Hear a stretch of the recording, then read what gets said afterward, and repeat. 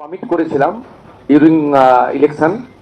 সেটা একটা হচ্ছে ইনস্টিটিউশনাল করাপশনের ক্ষেত্রে রিটায়ার্ড হাইকোর্ট অথবা সুপ্রিম কোর্টের জাজেসদের নিয়ে কমিটি হবে, এবং কেন্দ্রীয় এবং রাজ্য সরকারের সামাজিক প্রকল্প, কেন্দ্রীয় এবং রাজ্য সরকারের অর্থে যে সমস্ত কনস্ট্রাকশন হয়েছে, ওর কেন্দ্রীয় রাজ্য সরকারের নানা রকম পরিষেবা দেওয়ার ক্ষেত্রে যে সমস্ত দুর্নীতি হয়েছে, কাটমানি নেওয়া হয়েছে, এক্সচেঞ্জ অফ ব্রাইব হয়েছে, এবং miss appropriation of the government fund হয়েছে, সাধারণ মানুষ চিটেড হয়েছে, তার সঙ্গে সরকারি আধিকারিক, পঞ্চায়েত কাউন্সিলর, ব্রোকার্স অনেকে যুক্ত ছিলেন। এই বিষয়ে আমাদের একটি ইনস্টিটিউশনাল করাপশনের কমিশন তৈরি করার কথা ছিল। আমাদের রিটায়ার্ড জাস্টিস মাননীয় বিশ্বজিৎ বসুর নেতৃত্বে আমরা এই কমিটি আজকে তৈরি করলাম। 1 জুন থেকে এই কমিটি ফাংশন শুরু করবে। এর মেম্বার সেক্রেটারি করা হলো আমাদের সিনিয়র আইপিএস এডিজি র্যাঙ্কের মিস্টার জয়রামন সাহেব, তিনি হলেন মেম্বার সেক্রেটারি। অর্থাৎ রিটায়ার্ড জাজ হাইকোর্ট বিশ্বজিৎ বসু চেয়ারপারসন এবং মেম্বার সেক্রেটারি হলেন জয়রামন সাহেব।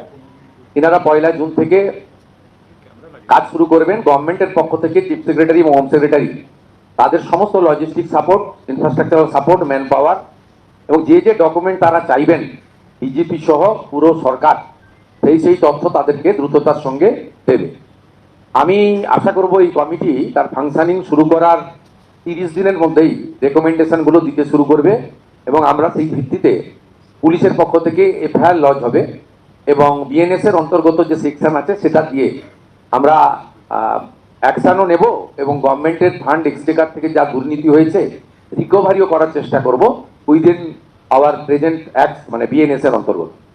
এছাড়াও প্রিভেনশন অফ করাপশন অ্যাক্টে যা আছে এর আওতায় গোটা পশ্চিমবঙ্গের সমস্ত পাবলিকও যেমন অভিযোগ করতে পারবেন, তেমনি বিভিন্ন এজেন্সি যারা কন্ট্রাক্ট নিয়েছিলেন, বিভিন্ন এমএলএ এমপি ছাড়া যারা পাবলিক রিপ্রেজেন্টেটিভ আছেন, কাউন্সিলর, পঞ্চায়েত স্তর পঞ্চায়েত চেয়ারম্যান, গ্রাম পঞ্চায়েত প্রধান, তারাও এর মধ্যে হবেন। কোঅপারেটিভ অর্গানাইজেশন থেকে শুরু করে এনজিও থেকে শুরু করে সকলেই এই কভারের মধ্যে থাকবেন, শুধু লোকায়ুক্তের মধ্যে যারা যুক্ত তারা বাদ দিয়ে। সেকেন্ড, আমাদের কমিটমেন্ট ছিল যে গত কয়েক বছরে পশ্চিমবাংলায় মহিলাদের উপরে, মা, বোন, দিদি এবং শিশু কন্যাদের উপরে যে ধরনের অত্যাচার হয়েছে, স্পেশালি এসসি এসটি এবং মাইনরিটিস মহিলাদের উপরে যেভাবে অত্যাচার হয়েছে, এই বিষয়ে আরেকটি কমিশন আমরা তৈরি করেছি, আমাদের কমিটমেন্ট ফুলফিল করলাম। এর চেয়ারপারসন করা হয়েছে কলকাতা হাইকোর্টের রিটায়ার্ড জাস্টিস শ্রীমতী সমাপ্তি চ্যাটার্জিকে। তিনি চেয়ারপারসন হয়েছেন মহিলা নির্যাতন সংক্রান্ত বিষয়গুলি দেখার জন্য কমিশনের। সেখানে মেম্বার সেক্রেটারি আমাদের এডিজি র্যাঙ্কের আইপিএস অফিসার আমাদের শ্রীমতী দময়ন্তী সেন, তাকে মেম্বার সেক্রেটারি করা হয়েছেন।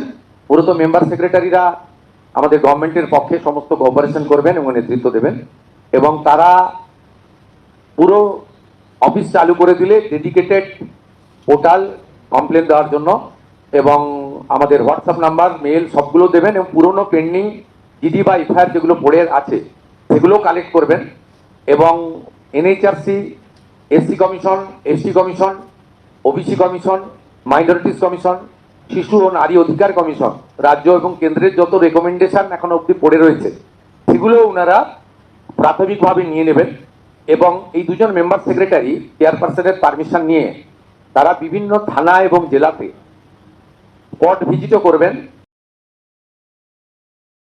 তো দর্শক বন্ধুরা, আপনারা দেখলেন যে মাননীয় মুখ্যমন্ত্রী শুভেন্দু অধিকারী মহাশয় পূর্ববর্তী মুখ্যমন্ত্রী বা প্রাক্তন মুখ্যমন্ত্রী, বিদায়ী মুখ্যমন্ত্রী মমতা ব্যানার্জির মতো হাওয়ায় কথা বললেন না বা হাওয়ায় কথা বলেন না।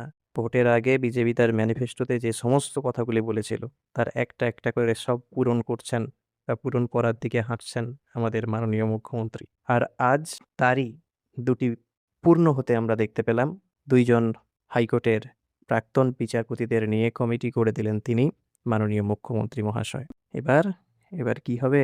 এতদিন সাধারণ জনগণের টাকা মেরেছ, সরকারি প্রকল্পের টাকা খেয়েছ, এবার যাবে কোথায়? আর বেশি দিন নেই, সেই দিন আর বেশি দূরে নেই যেদিন জনগণ দেখবে সেই সমস্ত মানুষগুলো যারা তাদের অত্যাচার করেছিল তাদের উপর, তারা ছুটতে বাধ্য হবে। ঠিক যেমন করে কিছুদিন আগে আমরা দেখেছিলাম তৃণমূলের বিধায়ক মাঠে মাঠে ছুটছে, ঠিক সেই রকম হাল হবে এদের। মিলিয়ে নেবেন, এরা তো কিচ্ছু বাদ দেয়নি। সরকারি প্রকল্পের টাকা খেয়েছে, আবাসের টাকা থেকে কাটমানি খেয়েছে। সবথেকে বড় দুর্নীতি তো হয়েছে মনরেগা প্রকল্পে, যেটা আগে মনরেগা ছিল, জব কার্ড 100 দিনের কাজের যে প্রকল্প, তাতে তো সবথেকে বেশি পরিমাণে ভুরি, ভুরি টাকা খেয়েছে এরা। সে গ্রাম পঞ্চায়েতের প্রধান থেকে শুরু করে সদস্যা সবাই জড়িত, সবাই টাকা খেয়েছে, কেউ বাদ যায়নি। আমি তো নিজেই আমার এলাকার 3-4 জনের নাম জানি এরকম।